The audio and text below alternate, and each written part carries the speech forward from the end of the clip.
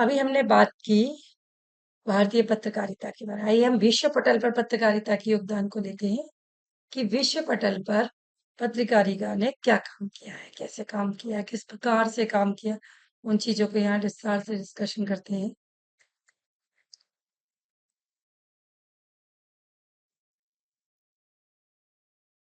पत्रकारिता के उदय के समय में उत्तरायण की तरफ उदय आकस्मिक है। इसका विकास विकासशीलता का एक पत्रकारिता अजीब विकास अचानक नहीं होता, बल्कि उसका विकास क्रमिक विकास होता है। जब मन में किसी चीज को पाने की लालसा होती है, तब हमारा विकास होता है। प्राचीन काल में केवल राजकीय घोषणा होती थी, जिन्हें डुग्गी पटवाकर या इसके माध्यम से सुना दिया जाता था। फिर क्या हुआ? धीरे धीरे समाचार पत्रों ने उसका रूप लेना प्रारंभ किया। फिर उसमें युद्ध, विकट स्थिति, चमत्कार, राजजोड़े जैसे समारोह को वर्णन किया जाने लगा। कई राजकीय घोषणाएं शिलालेख और स्तंभों या मंदिरों की दीवारों पर खुदवा दी जाती थी। धर्म प्रचार के लिए ये मार्ग अपनाया गया। अशोक के शिलालेख तो प्रसिद्ध, इतिहास प्रसिद्ध हैं। घोषणाएं ऐसी कोटि की हुई। पुरातन मुद्राओं में विभिन्न प्रकार की जानकारी उत्कीर्ण हो रही थी। कहने का आशय है कि प्राचीन काल में पत्रों पर खुद ही घोषणाएं, डोरी पीटने के द्वारा होने वाली सूचनाएं, मत मतांतरों के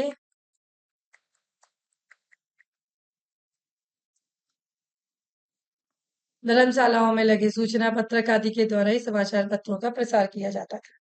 विश्व पत्रोदय की दृष्टि से उन्हें आर के छिपा हुआ समाचार पत्रों के पूर्वज के रूप में भी माना गया। धीरे धीरे मानव सभ्यता आगे बढ़ी, शिक्षा में विकास हुआ, पत्रकारिता के विभिन्न रूपों का विकास हुआ। ईसा पूर्व 5वीं शताब्दी में राजधानी से दूर स्थित नागरिकों ने समाचार पत्र पहुंचाने का कार्य संवाद लेखक के रूप में किया। मुद्रण कला का आविष्कार हुआ, राजनीतिक समाचार पत्रों का आविष्कार हुआ। जूलियस सीजर ने रोम साम्राज्य में एक डायना नामक दैनिक बुलेटिन का श्रीगणेश करा के दिया। बुलेटिन शासकीय घोषणाओं को ही प्रचारित कर रहा था। ऐसे रोज नगर के सार्वजनिक स्थलों पर चस्पा किया जाता था। पत्रकारिता के विकास अगले चरणों में 16वीं शताब्दी में दुकानों पर या मेलों में समाचार पर्चियों की विक्रय की व्यवस्था के लिए था। ये पर्चियां सामान्य जनता में बहुत लोकप्रिय थी, क्योंकि उन्होंने दुर्घटनाओं, हृदय विदारक जानकारी, युद्धों के सजीव चित्रण, खबरें, आश्चर्य में डालने वाले प्रसंग, बहुत सारी चीजों पर काम किया, अलग अलग प्रकार से। तो हिंदुस्तान में पत्रिका के बारे में एक नए युग की शुरुआत मुगल साम्राज्य की स्थापना के समय में। हम विश्व पटल पर पत्रकारिता की बात कर रहे हैं, तो पहली शुरुआत हमने जो की वो हिंदुस्तान से की। हिंदुस्तान में इसकी शुरुआत कब हुई? मुगल काल से। मुगलों ने अपनी शासन व्यवस्था को सुदृढ़ बनाने के लिए संचार सेवाओं को बेहतर बनाने का प्रयास किया। पूरे देश में सूचना अधिकारियों की नियुक्ति की। वे सूचना अधिकारी राजधानी में मुख्य कार्यालय में शुद्ध प्रांतों में रहने वाले सेना के उच्च अधिकारी तक सूचनाएं भिजवाते थे। मुगलों ने फिर क्या किया? वाक्य नवीशों की नियुक्ति की, जिन्हें संवाद लेखक भी कहा जाता था। इन वाक्य नवीशों का कार्य जो था वो घटनाओं के समावारों का संग्रहण करना। इस काल में समाचार द्वारा प्रेषित किए जाते इन वाक्य नवीशों द्वारा प्रेषित पत्रों, बोनिस औरंगजेब के दरबार में कुछ समय रहा। वह लिखता है कि मुगाली कवि और कैफियत रियासत साम्राज्य सम की समांतरों का लेखक सप्ताह के रूप में एक बार अपनी पुस्तक जरूर निकाली। तो धीरे धीरे धीरे धीरे जो हिंदुस्तान के अंदर जो मुगल शासक आया, उसने कहीं ना कहीं पत्रकारिता की शुरुआत की। जो महत्वपूर्ण विषयों पर साप्ताहिक ब्यौरा भेजा करते थे, उनके ब्यौरों का मुख्य विषय यह होता था कि शहजादे क्या कर रहे हैं। अपना यह कर्तव्य वे लिखित ब्यौरा भेजकर पूरा करते थे। बादशाह आधी रात तक जागकर तन्मयता से उपयुक्त बातों में व्यस्त रहता था। बहादुर शाह के काल में हस्तलिखित सिराजुल अखबार प्रसिद्ध था। उस समय दरबारों के अमीर उमरा भी हस्तलिखित अखबार निकालते थे। ये अखबार नवीस कहलाते थे। अवध के सुल्तान ने 660 अवर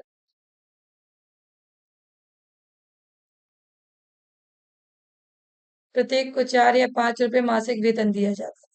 वे छपते नहीं थे। इनका प्रकाशन भी नियमित नहीं होता था, और चाहे उन्हें खरीद भी नहीं सकते थे, इसलिए सही अर्थों में इन्हें समाचार पत्र नहीं कहा जा सकता। 660 कर रखे थे। 4 या 5 रुपए मासिक वेतन दिया जाता था, लेकिन वो छपते नहीं थे। प्रकाशन भी समय पे नहीं होते, तो समाचार पत्र नहीं कहा जा सकता। ईस्ट इंडिया कंपनी ने क्या किया, देखो विश्व पटल पर समाचार पत्रों के बारे में हम बात कर रहे हैं। ईस्ट इंडिया कंपनी के अधिकार समाचार पत्रों के प्रति बहुत संकेत थे। वे किसी भी तरह की आलोचना बर्दाश्त नहीं करती थी। मुनाफाखोरी, पक्षपात और माल हत्यारे के वातावरण में विचार प्रकट करने की आजादी की दूर की बात, समाचार भेजने तक को स्वतंत्रता नहीं। यहाँ तक कि अंग्रेजों द्वारा उन्हीं के हितों की रक्षा करने वाले पत्रों के प्रति भी उन्हें भय बना रहता था। यद्यपि कंपनी ने मुंबई, बंबई, चेन्नई, मद्रास, कोलकाता में छापेखाने लगवा रखे थे और उनके लिए टाइप और कागज की व्यवस्था कर रखी थी, परंतु इन दोनों अंग्रेजी भाषा का कोई भी समाचार पत्र नहीं छपता था। फिर भी इंग्लैंड की प्रेस से प्रेरणा लेकर भारत में पत्रकारिता का जो प्रारंभ हुआ, ईस्ट इंडिया कंपनी के आने के बाद हुआ। भारत में सबसे पहले जो समाचार पत्र शुरू हुए, कंपनी के विरुद्ध शिकायतें थी, उन्होंने शिकायतों को प्रकट करके कंपनी की नौकरी छोड़कर समाचार पत्र निकालना शुरू किया। समाचार पत्र निकालने का पहला प्रयास 1718 में 1778 में सितंबर में कोलकाता के कौंसल हॉल एवं सार्वजनिक स्थानों में एक नोटिस लगा हुआ पाया गया, जिस प्रकार था कि श्री वोल्टास जनता को सूचना प्रदान करने के लिए तरीका अपनाती। इस नगर में छापाखाना न होने से व्यापारी वर्ग को बहुत नुकसान रहता है और समाज को भी समाचार दिए जाने वाले अत्यंत कठिन है, जिन्हें हर ब्रिटिश प्रजा की दिलचस्पी है। इसलिए श्री वोल्टास उन व्यक्तियों को सर्वाधिक प्रोत्साहन प्रदान करने को तैयार हैं जो टाइपिंग का काम जानते हैं, प्रेस टाइप तथा अन्य का प्रबंध कर सकते हैं। उनके साथ वह जनता को सूचित करना चाहते हैं कि उनके पास लिखित रूप में ऐसी जानकारी है जिसमें हर व्यक्ति की गहरी दिलचस्पी हो। जो जिज्ञासु व्यक्ति चाहे उन्हें वोल्टास के घर में सामग्री पढ़ने और नकल करने की प्रदान करने की सुविधा दी जाए। यहाँ से ईस्ट इंडिया के आने के बाद हुई पत्रकारिता की सही, अगर सही मायने में देखा जाए कि जो पत्रकारिता की शुरुआत हुई वो कैसे हुई, तो वो ईस्ट इंडिया कंपनी के भारत में आने के बाद हुई। तो ये जो विषय पटल पे हम जो डिस्कशन कर रहे हैं यहाँ पर, वो क्या कह रहा है, कहाँ से आया पत्रकारिता, ईस्ट इंडिया कंपनी से आया। देश में सबसे पहला जो समाचार पत्र था वो अंग्रेजों द्वारा अंग्रेजी भाषा में और उनकी अपनी आर्थिक प्रतिद्वंदिता के कारण निकला। इस संबंध में अंबिका प्रसाद वाजपेयी इस कंपनी के सिवा भारत के व्यापार के मालामाल होने के लिए बहु लिखा है। उस समय व्यापार करने बंगाल में आए थे। उन्होंने देखा कि कंपनी के कर्मचारी जो है ना अपना स्वतंत्र व्यापार चलाते हैं और अन्य लोगों के व्यापार में बाधा डालते हैं। इस बाधा का निवारण करने के दो उपाय थे। एक तो इस देश में शिक्षा का प्रसार करके लोकमत को जगाना था।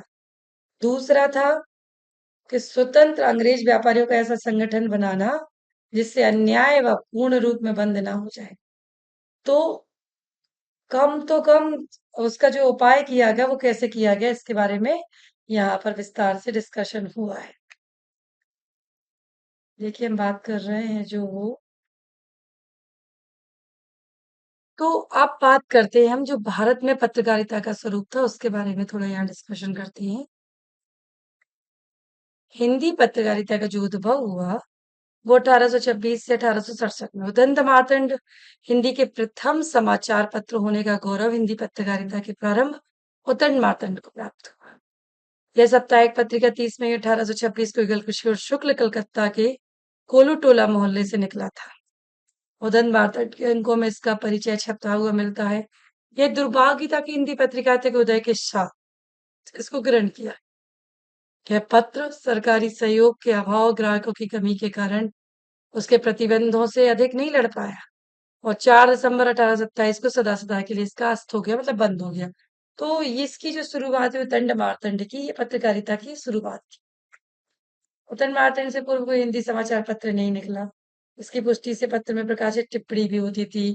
पहले हिंदुस्तानियों के हित के लिए जो आज तक किसी ने नहीं चलाया, पर अंग्रेजी और हो सकता था कागज पे छपा उसके बोलियों के जानने, बोलने, पढ़ने, लिखने, समझने का ये श्रेय उन्हें प्राप्त हुआ। फिर भी यह पत्र हिंदी का पहला समाचार पत्र होने पर संकोच से कहा जा सकता है कि इतना शुद्धि वो नहीं था। फिर आया बंगदूत। दूसरे रूप में हमारे जो बीच में आया वो है बंगदूत, फिर बनारस अखबार। उत्तर प्रदेश से ही जो निकला था वो बनारस अखबार निकला था। 1845 में बनारस अखबार निकला। इसके संचालक मनीषी राजर्षि प्रसाद सितारे हिंद जी थे। बहुत से लोग इसे हिंदी का प्रथम अखबार मानते हैं, परंतु ये हिंदी भाषी प्रदेश का प्रथम समाचार पत्र आवश्यक न होकर देवनागरी लिपि का प्रयोग करने वाला था। इसमें अरबी, फारसी, सरबद्दूई भरमार थी। इस पत्र में संस्कृत की पुस्तकों के कुछ अनुवाद थे। स्थानीय समाचार तक अन्य पत्रों में प्रकाशित सामग्री के उदाहरण थे। इसमें हिंदी की अपेक्षा उर्दू अधिक थी। बनारस अखबार के बाद कलकत्ते से 11 जून 1886 को इंडियन सन इंदौर से 6 मार्च 1848 को मालवा अखबार प्रकाशित हुए। यह पत्र मध्य भारत ही नहीं वरन वर्तमान मध्य प्रदेश के पश्चिमी हिंदी क्षेत्र से निकलने वाला प्रथम पत्र था। देखिए आप इसे पढ़ेंगे इधर आगे।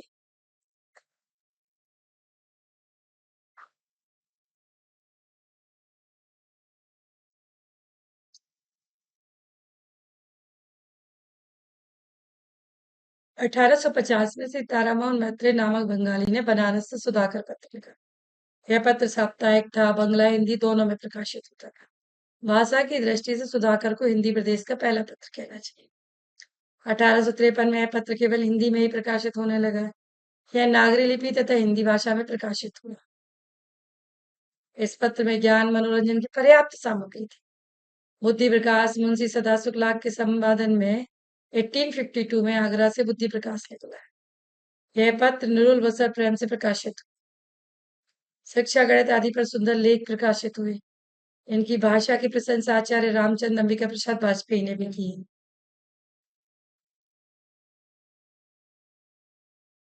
समाचार शुदा वर्षन निकला हिंदी का भारत से। फिर देखिए आप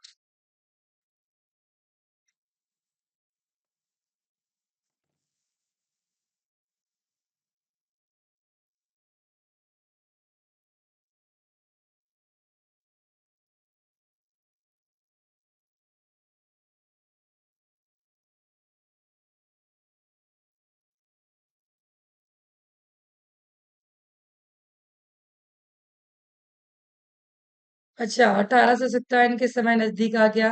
आंदोलन के कारण अखबारों की शैली में पर्याप्त अंतर आ गया। यही कारण था कि भारतीय जो अखबार था वो कैसे बढ़ा आगे।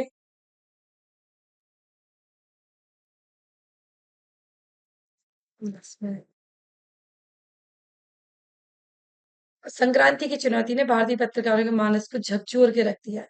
परिणाम स्वरूप भारतीय पत्रकारिता ने जातीय मानस में अनेक आलोक की रचना की। तत्कालीन स्वतंत्रता संग्राम के प्रसिद्ध नेता अजीमुल्ला खान ने 8 फरवरी 1857 में दिल्ली से पयामे आजादी नामक एक राष्ट्रीय अखबार निकाला। अजीमुल्ला खान नाना साहब पेशवा के परामर्शदाताओं में से एक। यह पत्र उन्होंने उर्दू में निकाला था। कुछ समय बाद हिंदी में निकलने लगा। यह पत्र एक सोला था जो अपनी प्रखर एवं तेजस्वी वाणी से जनता में स्वतंत्रता का प्रदीप्त स्वर फूंककर जनता में नया जोश पैदा करता था। इस पत्र ने वातावरण में ऐसा जोश पैदा किया जिससे ब्रिटिश सरकार घबरा उठी। जिस व्यक्ति के पास आजादी की कोई प्रति मिल जाती उसे अनेक यातनाएं दी जाती। हीरा मंडी इसका साफ एग्जाम्पल देखिए। मैं अभी देखिए एक चीज निकल के आई है। मैं अभी हीरा मंडी देख रही थी कुछ समय पहले। कॉन्सेप्ट क्लियर होना चाहिए। एग्जाम्पल्स आपके पास कहीं से भी आए। कुछ बच्चे हंस रहे थे मेरी बात पर, कोई बात नहीं। हीरा मंडी में आपने देखा होगा कि वो नाम से लिप है, मेरे दिमाग में नहीं आ रहा है। वो लाइब्रेरी में जाता है और लाइब्रेरी में जाकर एक अखबार की कटिंग उसके अंदर रखता है जब वो बाहर स्वतंत्रता आंदोलन का काम चल रहा था। तो ये चीज देख रहे हैं आप, जो यहाँ मैं आपको समझाना चाह रही हूँ कि यह पत्र उर्दू में निकला, कुछ समय बाद हिंदी में निकलने लगा। यह पत्र एक ऐसा सोला था जो अपनी प्रखर और तेजस्वी वाणी से जनता में स्वतंत्रता का प्रदीप्त स्वर फूंक कर जनता में नया जोश पैदा करता था। इस पत्र में वातावरण में ऐसा जोश पैदा किया जिससे ब्रिटिश सरकार घर पर उठी। जिस व्यक्ति के पास भी आजादी की कोई प्रति मिल जाती उसे अनेक यातनाएं दी जाती। उसे इस तरह इस पत्र में सरकार विरोधी सामग्री होती थी। इस पत्र में दिल्ली की जनता में स्वतंत्रता की आग फूंक देने वाली तत्कालीन यह पत्र विदेशी शासन का कोपभाजन होकर शीघ्र बंद हो गया। इसी पत्र में भारत की राष्ट्रीय गीता छपी। बहुत सारी लाइन हम हैं, वो वाली लाइन हम इसके मालिक, हिंदुस्तान हमारा, पाक वतन है कौम का, जन्नत से भी है प्यारा। आज शहीदों ने तुझको अहले वतन ललकारा है, तोड़ गुलामी की जंजीरों, बरसाओ अंगारा है। अगर यहाँ काव्य की बात को हम लें, पयामे आजादी के पश्चात धर्म प्रकाश, सूरज प्रकाश, सर्वोज प्रजाहित, ज्ञान प्रकाश, ऐसे आदि रत्न प्रकाश पत्र निकले, जिन्होंने हिंदी पत्रकारिता में अपना एक नया अस्तित्व जमाया। हिंदी पत्रकारिता का जो विकास हुआ वो 1868 से लेकर 1900 तक बहुत दम से। अनेक समाज सुधारकों ने अपनी संस्थाओं कायम की और इसी शिक्षित वर्ग ने पत्रकारिता को एक नई दिशा प्रदान की। इस समय तक देश में नवीन राजनीतिक सामाजिक चेतना का उदय होना प्रारंभ हो गया। इस युग के लेखक में एक अजीब सनक व जिंदा दिली थी, जो अनुपम उत्साह व साहित्य साधन की उत्कृष्ट ललक, हास्यपूर्ण व्यंग शैली में इस युग का लेखकों ने अपना निर्माण किया। हिंदी पत्रकारिता का जो युग आया है वो 1900 के बाद आया। वाकई में जिस युग की हम बात करते हैं, कल्पना करते हैं, वो आया। गद्य निर्माण का युग माना जाता है। इस युग में पत्रों में राजनीति, साहित्य, प्रहसन, व्यंग, ललित निबंध, सबकी संख्याएं बढ़ गई थी। आज ये हजारी प्रसाद द्विवेदी जी के निबंध हम जो पढ़ते हैं विभिन्न विभिन्न प्रकार के, वो सब इसका एक हिस्सा थे। इस युग का जो नेतृत्व बाबू हरिश्चंद्र जी कर रहे थे, इस समय अंग्रेजी अधिकारियों की जो गुलामी थी, परंतु भरतेंदु जी निडर भाव से राजनीतिक लेख लिखकर इसका जनता जनार्दन को जो झकझोर रहे थे, यही कारण है कि युग भारतेंदु युग के नाम से भी प्रसिद्ध हुआ। इस युग में अनेक महत्वपूर्ण पत्रिकाओं का प्रकाशन हुआ। कवि वचन सुधा 15 अगस्त 1867 में काशी में बाबू हरिश्चंद्र ने कवि वचन सुधा मासिक पत्रिका निकाली। सीकरी मासिक पत्रिका 1875 साप्ताहिक हो गई। प्रारंभ में पत्रिका प्रसिद्ध कवियों की कविताओं का प्रकाशन करती थी।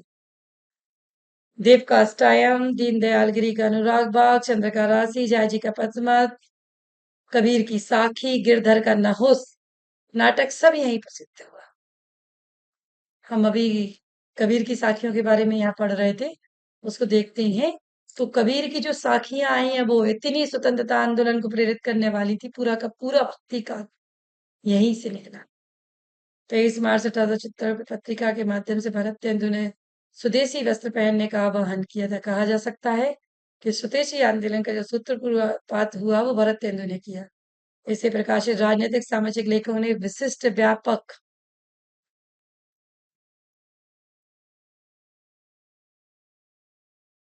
हिंदी की पत्रकारिता के सॉरी इस पत्र का सिद्धांत स्वामित्व निज भारत गए हरिश्चंद्र के लेख ललित लेखों ने लोगों के दिल में ऐसी जगह बना ली थी कि कवि वचन सुधन के हर अंक के लिए लोगों के लिए टकटकी लगाए रहते थे। हिंदी पत्रकारिता के एक नए युग का आरंभ कवि वचन सुधा से माना जाता है। हरिश्चंद्र मैगजीन 15 अक्टूबर 1873 को काशी से भारतेंदु हरिश्चंद्र ने हरिश्चंद्र मैगजीन को जन्म दिया। पत्रिका मासिक थी। इस समय पुरातत्व, उपन्यास, कविता, आलोचना, साहित्य सब कुछ था। किसी न किसी रूप में बाल बोधनी थी, महिलाओं की मासिक पत्रिका निकली, बहुत काम हुआ है। अभिव्यक्ति की भी दृष्टि से उल्लेखनीय था। साथ ही मेरी प्यारी बहना, मैं तुम्हारी एक बहन हूँ, बाल बोधिनी, आज तुमसे मिलने आई हूँ। मेरी यही इच्छा है कि तुम लोगों से, सब बहनों से महीने में एक बार मिलूं। तुम लोगों की अवस्था में कितनी छोटी थी, पढ़ चुकी थी। मनु भंडारी जी को मैंने पढ़ा इसमें। मनु भंडारी जो लिखती थी वो इतना कटाक्ष लिखती थी, वर्तमान समय की राजनीति को लिखती थी।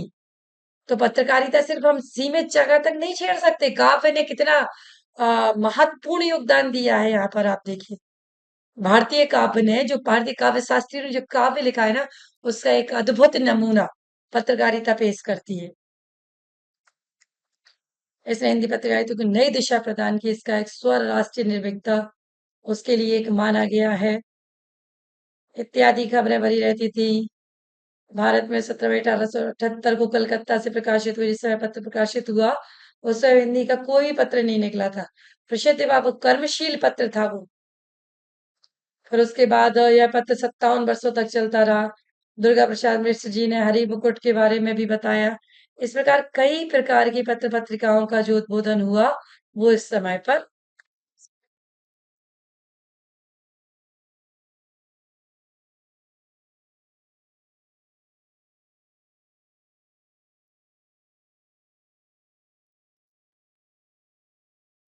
इस प्रकार हिंदी बंगवासी ने 1890 में कलकत्ता में अमृतलाल चक्रवातों की नाव में निकाला एक नया अखबार था जिसने आजादी की लड़ाई के लिए लिखना प्रारंभ किया।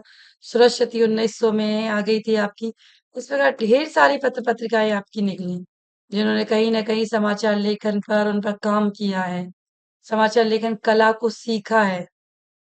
देखिए एक बहुत अच्छी सी चीज यहाँ पर आई है, आपके बीच में शेयर करती है। समाचार लेखन कला क्या होती है? सोचा आपने पानी या ना होना चारों दिशाओं में।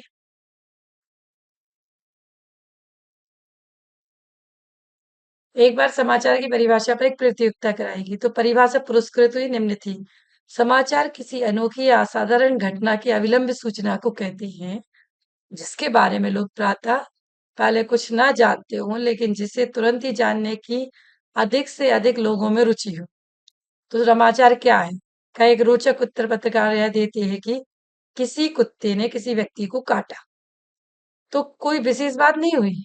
प्राय ऐसा होता रहता है, कोई बड़ी बात नहीं कुत्ते ने। लेकिन किसी व्यक्ति ने किसी कुत्ते को काट खाया तो ये बन गया समाचार। और जब इस तरीके के सब समाचार बनते हैं कि किसी व्यक्ति ने किसी कुत्ते को काटा तो वो एक अनोखा समाचार हो जाता है जिसे लोग जानना चाहेंगे। मीडिया क्या कर रही है आपकी बताइए? मीडिया यही कर रही है आपके सामने, घूम फिर के सारा काम आपके सामने यही हो रही है। जो समाचार की जो परिभाषाएं हैं कि कितने इंटरेस्टिंग दिलचस्पी तरीके से आप उन्हें सुना रहे हैं, पाठक वो किस प्रकार से जाने, जो वर्तमान समय की जो मैं बात कर रही हूँ वो पर्याप्त संख्या में लोग उसे जानना चाहे। समाचार तो ऐसा होना चाहिए ना, जैसे समाचार की हेडलाइंस बनती हैं, हेडलाइंस पढ़ के ही ऐसा लगता है कि इसके अंदर की चीजें पढ़ ली जाए। याद नहीं आ रहा, कोई अच्छा सा समाचार दिमाग में आ नहीं रहा है अभी करंट में। हाँ, टीम इंडिया ने जीता। क्या? क्या? कौन सा कप जीता? वर्ल्ड कप जीता, क्रिकेट में लेडीज ने जीता, जेंट्स में जीता। ये उतना मजा एग्जाम्पल में नहीं आ रहा है। चलिए कोई बात नहीं, अभी इसको ही ले लेते हैं हम। पर्याप्त संख्या में लोग जिसे जानना चाहे वो समाचार कहलाता है। शर्त यह है कि वह सुरुचि तथा प्रतिष्ठा के नियमों का उल्लंघन ना करे। अनेक व्यक्तियों की अभिरुचि जिस सामयिक बात में हो वह समाचार है। समाचार सर्वश्रेष्ठ होना चाहिए जिसमें बहुसंख्यकों की अधिकतम रुचि हो। समाचार वह है जिसे प्रसिद्ध करने में किसी बुद्धिमान व्यक्ति को सबसे अधिक संतोष हो और जो ऐसा हो जिसे प्रस्तुत करने से पत्रकार को कोई आर्थिक लाभ ना हो परंतु जिसके संपादन में उसकी व्यावसायिक कुशलता का पूरा पूरा पता चलता हो। इस प्रकार के समाचार होना चाहिए। समाचार के विविध प्रकार हैं, कई प्रकार से समाचार लिखे जाते हैं, अंतरिक्षयानों की सफलता पर हैं, संसद के समाचार हैं। देखिए समाचार लिखने का कोई एक क्राइटेरिया नहीं होता। वैज्ञानिक समाचार है, विज्ञान समाचार है, राजनीति से संबंधित समाचार हैं, जो समय की आवाज को सुनता है। कभी भी दिन थे जब हमारे समाचार पत्र में अक्सर राजनीतिक समाचार होते थे, क्योंकि उस जमाने में देश के सामने विदेशी शासन से मुक्ति पाने के लिए एकमात्र लक्ष्य था, जो हमारी सारी शक्ति भारत की सुरक्षा और राष्ट्र के सर्वोत्मुखी के निर्माण में लगी थी। इस उद्देश्य को पूरा करने के विज्ञान अनुसंधान हमारे लिए सहायक थे। किसी भी जागरूक संवाददाता के लिए समाचार की एक नई दिशा थी, क्षेत्र में नई उपलब्धि थे, नए आविष्कार थे।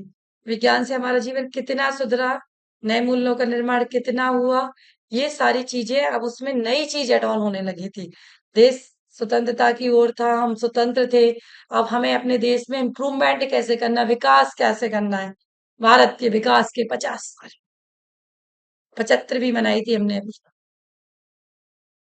मोदी जी के विकास के 14 साल, 2014 में मोदी गवर्नमेंट जब से हमारे बीच में है, उसके बाद की विकास की स्थिति, उसके बाद मीडिया की स्थिति, उसके बाद समाचारों की स्थिति क्या हुई, कितना इम्प्रूवमेंट हुआ, कैसे आगे बढ़े। तो ये सभी विकास के मुद्दे हैं।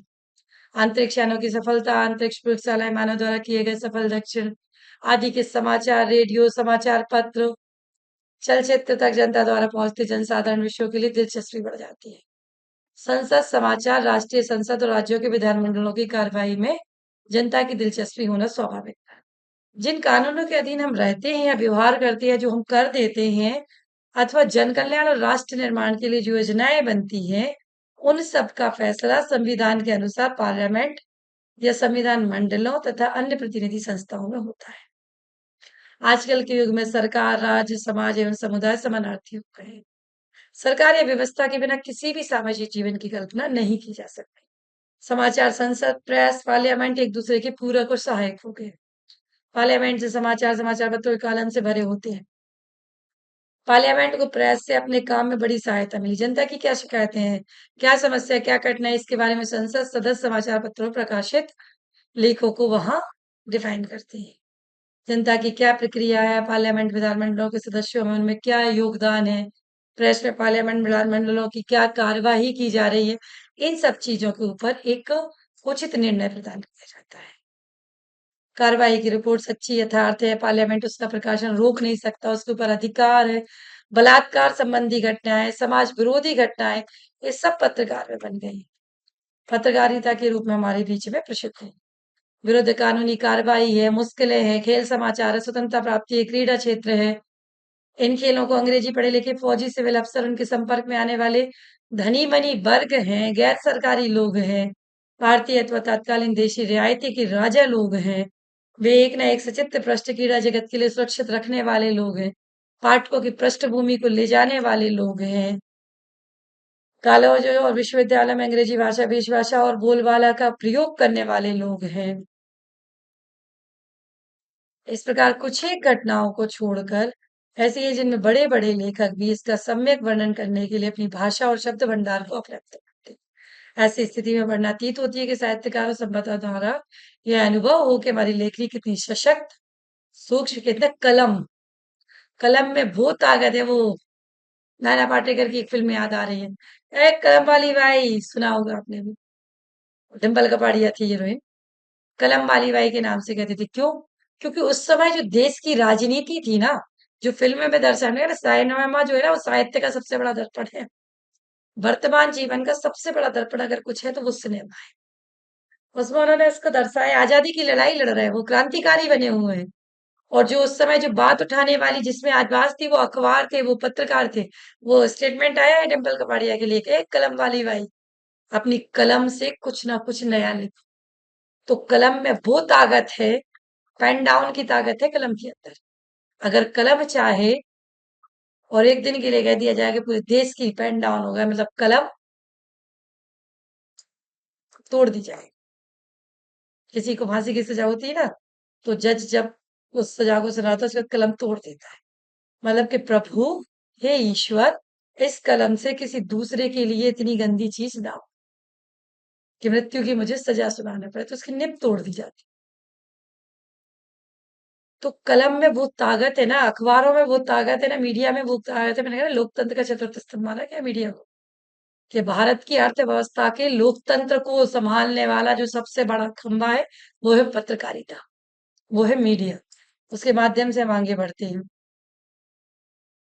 इस प्रकार विभिन्न प्रकार से हमने इसको पत्रकारिता को समझा, आपके बीच में रखा, अलग अलग सूचनाओं के माध्यम से, अलग अलग कार्यों के माध्यम से, अभियानों के माध्यम से, कि पत्रकारिता ने क्या क्या नया रोल अदा किया है।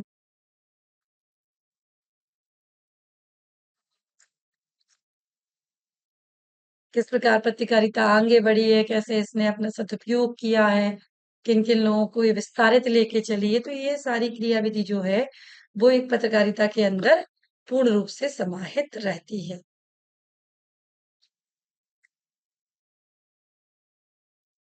रोचकता है पत्रकारिता में, आकर्षक शैली है उसमें, सत्यता है, वस्तुनिष्ठता है, अन्वेषणात्मकता है उसके अंदर। बहुत सारी चीजें हैं जो पत्रकारिता को आगे ले जाने का कार्य करती हैं।